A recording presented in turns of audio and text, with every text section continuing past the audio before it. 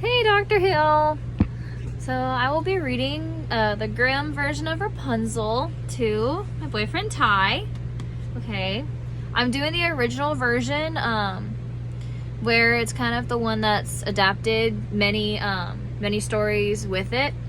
So here we go. There once lived a man and his wife who had a long wish for a child, but in vain. Now there was at the back of the house were a little window which overlooked a beautiful garden full of its finest vegetables and flowers. But there was a high wall around it, and no one ventured into it, for it belonged to a witch of great might, and of whom all the world was afraid. One day that wife was standing at the window and looking into the garden. She saw a bed filled with the finest rampion, and it looked so fresh and green that she began to wish for some. And at length she longed for it greatly. This went on for days. And as she knew she could not get into the rampion, she pined away and grew pale and miserable. When the man was uneasy and asked, "What is the matter, dear wife?" "Oh," she answered, "I shall die unless I can have some of the rampion to eat that grows in the garden at the back of our house." The man, who loved her very much, thought to himself, "Rather than lose my wife, I will get some rampion, cost what it will."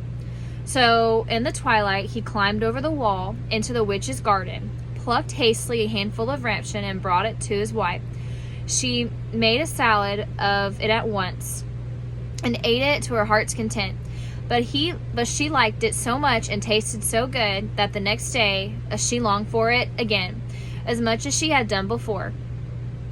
If she was to have any rest, the man must climb over the wall once more. So he went to the twilight again, and he was climbing back. He saw, all at once, the witch standing right before him, and was terribly frightened. I'm so sorry. As she cried with angry eyes, "How dare you climb over the garden like a thief and steal my rampion? It shall be worse for you." "Oh," he answered, "be merciful rather than just. I have only done through necessary, for my wife saw your rampion out of the window, and became possessed with it so greatly in longing she would have died if she could not have it to eat." And then the witch said, If it is all as you say, you may have much rampion as you'd like, on one condition. The child that will come into the world must be given to me. It shall go well with the child, and I will care for it as I will be the mother." In his distress of mind, the man promised everything. When the time came and the child was born, the witch appeared, giving the child the name of Rapunzel, which is the same name as the rampion she took away with her.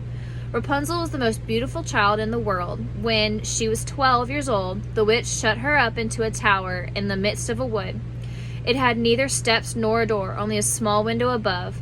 When the witch wished to be let in, she would stand below and cry, "Rapunzel, Rapunzel, let down your hair." Rapunzel had beautiful long hair that shined like gold. When she heard the voice of the witch, she would undo the fastening of the upper window, unbend the plaits of her hair, and let it down 20 ells below, and the witch would climb up it. After they had lived thus a few years, it happened, and as the king's son was riding through the woods, he came to the tower. And as he drew near, he heard a voice singing so sweetly that he stood still and listened. It was Rapunzel, in her loneliness, trying to pass away the time with the sweet songs. The king's son wished to go to her, and sought to find the door to the tower, but there was none. So he rode home, but the song had entered to his heart. Every day he went into the wood and listened to it. Once as he was standing up into a tree, he saw the witch come up and listened while she called out, "Rapunzel, Rapunzel, let down your hair." When he saw how Rapunzel let down her tresses, and how the witch climbed up, and it went to her, and said to himself, "Since that is a ladder, I will climb and seek my fortune, which is my Rapunzel." And the next day, as soon as it began to grow dusk, he went to the tower and cried, "Oh, Rapunzel, Rapunzel, let down your hair." And she let her hair down, and the king's son climbed up by it. Rapunzel was greatly terrified when she saw that a man had come to her, for she had never seen one before. But the king's son began speaking so kindly to her, and told how her singing had entered into his heart, so that he could have no peace until he had seen her herself. Then Rapunzel forgot her terror. And when he asked her to take him for her husband, and she saw that he was young and beautiful, she thought to herself, I certainly like him much better than my old mother Gothel. And she put her hand into his hand. She said, I would willingly go with thee, but I do not know how I shall get out. When thou'st come, bring each time a silken rope. I will make a ladder. And when I am quite ready, I will get down by it of the tower, and thou shalt take me away on thy horse. They agreed that he should come to her every evening, as the old woman came in the daytime. So the witch knew nothing of all this until once Rapunzel said to her unwittingly, Mother Gothel, how is it that you climb up here so slowly, and the king's son is with me in a moment? O wicked child, cried the witch, what is this I hear? I thought I had hidden thee from the world, and thou hast betrayed me. In her anger she seized Rapunzel by her beautiful hair, struck her several times with her left hand, and then, gasping a pair of shears to the right, snip snap, the beautiful locks lay on the ground. And she was so hard-hearted that she took Rapunzel and put her in a desert place. She lived there in woe and misery. The same time, on the day she took Rapunzel away, she went back to the tower on the evening, and made fast the several locks of hair to the window hasp. And the king's son came and cried, Rapunzel, Rapunzel, let down your hair. She let their hair down, and the king's son climbed up. But instead of his dearest Rapunzel, he found the witch looking at him with a wicked glance and glittering eyes. Aha, she cried, mocking him. You came for your darling, but the sweet bird sits no longer in the nest. She sings no more. The cat has got her and will scratch your eyes out as well. Rapunzel is lost to you. You will see her no more.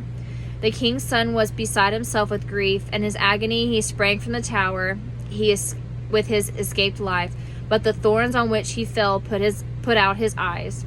He then wandered blind through the wood, eating nothing but roots and berries, and doing nothing but lament and weep for the loss of his dearest wife. So, as he wandered several years in misery, until last he came to the desert place where Rapunzel lived, with her twin children that she had bore, a boy and a girl.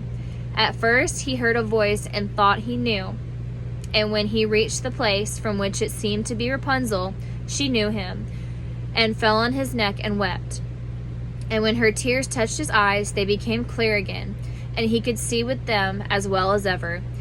Then he took her into his kingdom, where he was received with great joy, and they lived long and happily.